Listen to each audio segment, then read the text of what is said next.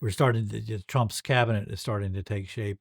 His second administration is starting to take shape, and that's our first story on what the composition of his cabinet looked like.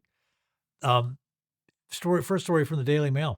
What is the net worth of Trump's new cabinet? The staggering wealth of his nominees revealed. Uh, he's on course to assemble the richest cabinet in U.S. history, with the number of billionaires sending total net worth $9 billion, over $9 billion, and that's not including Elon Musk. So let's just scroll through. They've got them laid out in order. Okay, so Howard Lutnick, Secretary of Commerce, we've seen him before. He's with Cantor Fitzgerald, so he's connected to the source of all money because Cantor is the primary dealer. He's connected right to the Fed. So we had that connection's there's no mystery there. Linda McMahon, Secretary of Education, she comes from a wrestling empire. She and her husband built a wrestling empire with Vince McMahon. Her net worth stands at $3 billion. Let's keep it going. Scott Bessent, Secretary of the Treasury, he's a George Soros guy.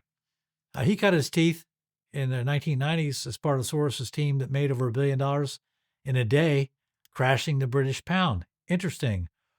Burgum, he had a software company that he sold to Microsoft in 2001 for $1.1 billion. And Dr. Oz is connected to none other than Oprah Winfrey. Where is that? Yeah, he was on the Oprah Winfrey show as a host and a regular guest for 13 seasons. So they're all neat, got a lot of connections. And we'll get to Musk in another story. Yeah, so I want to make a point about Lutnick because let's go back to the 21 trillion missing money or any of the things the Fed is doing. Cantor Fitzgerald is one of the largest primary dealers, so that means they're running the treasury market. There's only 24 primary dealers. Right. So what does a primary dealer do? They issue treasury securities.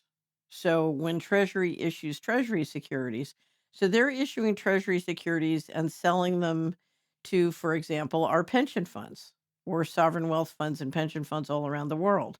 And then the money goes into treasury, and then the treasury refuses to obey the financial management laws. Right. And they say and do nothing. Right. Right. Right. Now, if you had a company, John, and you were disobeying the financial management laws, your bank and your bond dealers would shut you off, right? Yes. Right. Cantor Fitzgerald has never raised an objection.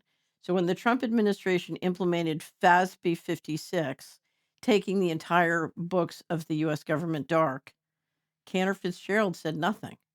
So if we look at who Howard Lutnick is, he's one of the largest dealers who, whether facilitating the monetary or fiscal policy that's outside the laws, he's the guy implementing it. Yeah.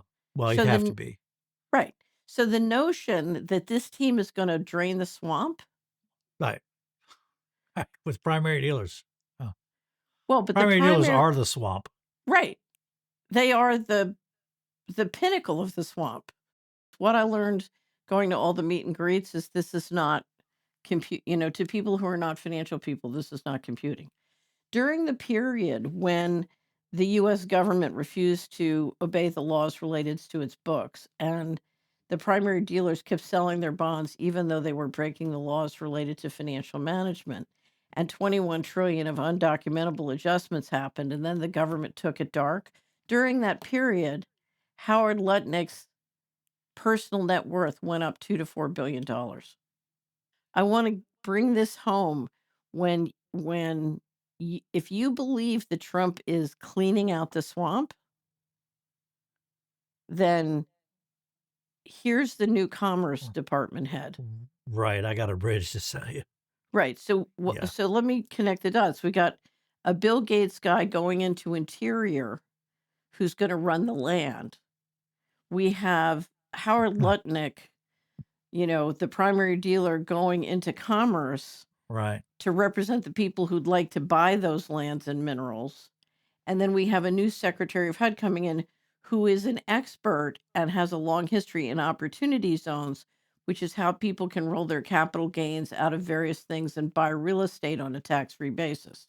Right. Okay. And not to mention the Secretary of Education who is royalty from a wrestling empire, a pro wrestling empire, and a treasury secretary who cut his teeth shorting one of the world's largest currencies. Good to know.